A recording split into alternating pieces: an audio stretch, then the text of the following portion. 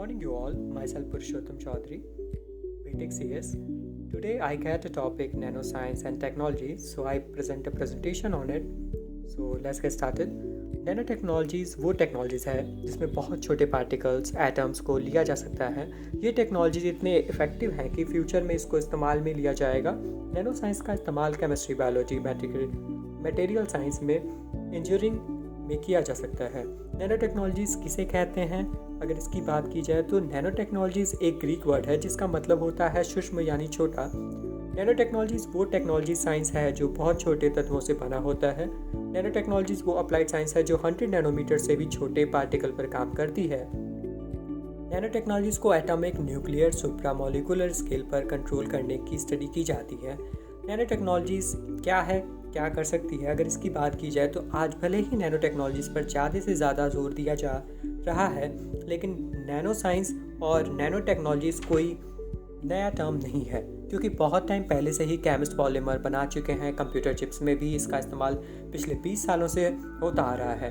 Nano technologies भले ही छोटे आकार के पार्टिकल पर काम करती है, लेकिन इसके पावर बहुत ज़्यादा होती है, क्योंकि इस टेक्नोलॉजीज़ की मदद से एनर्जी कंजप्शन एफिशिएंसी को बढ़ाया जा सकता है, इन्वायरमेंट को क्लीन रखा जा सकता है और बहुत सारी गंभीर बीमारियों को दूर किया जा सकता है।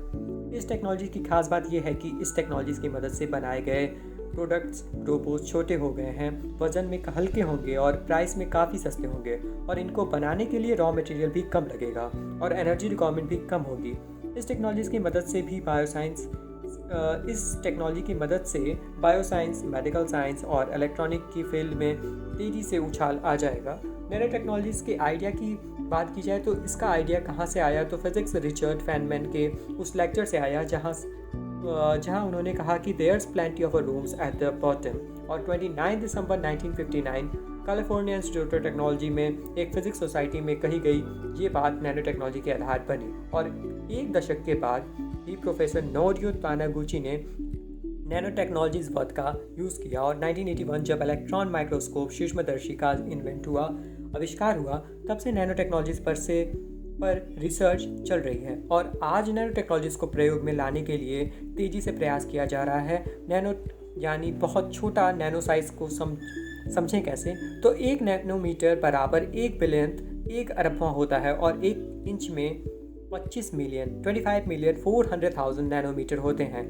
न्यूज़पेपर की एक शीट लगभग 1 लाख नैनोमीटर होती है, और अगर एक कंपैरेटिव स्केल पर एक संगमरमर 1 नैनोमीटर का है तो समझ सकते हैं कि कितना छोटा हो सकता है। अब बात करते हैं नैनो टेक्नोलॉजीज़, नैनो साइंस के बेनिफिट्स के फ़ायदे की। तो नैनो टेक्नोलॉजीज़ की मदद लेकर हम सूक्ष्म दवा बना सकते हैं जो शरीर में मौजूद अनगिनत कोशिकाओं में से कैंसर कोशिकाओं को पहचान कर उसके अलग से इलाज कर सकेगी। इस टेक्नोलॉजी की मदद से किसी भी मॉलिक्यूलर असेंबलिंग को आसानी से समझा जा सकता है और उसका साइज हमारे बाल से भी छोटा बनाया जा सकता है। इसके अलावा उसकी प्रोसेसिंग कैपेसिटी को और बेहतर बनाई जा सकती है। नैनो टेक्नोलॉजीज़ का इस्तेमाल करके हम खाद्य पदार्थ बनाया जा सकता है, और ऐसा करके फसल उत्पादन को तेज़ी से बढ़ाया जा सकता है। नैनो टेक्नोलॉजी की मदद से इंडस्ट्रियल एरिया और कार मोटर से निकल रहे धुएँ को हानिरहित गैस में परिवर्तित किया जा सकता है, चेंज किया जा सकता है।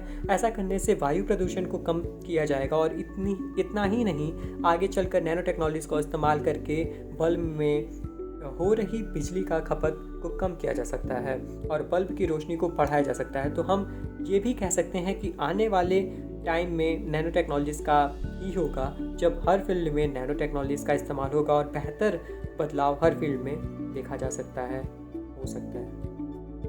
So thank you for watching my slides and presentation.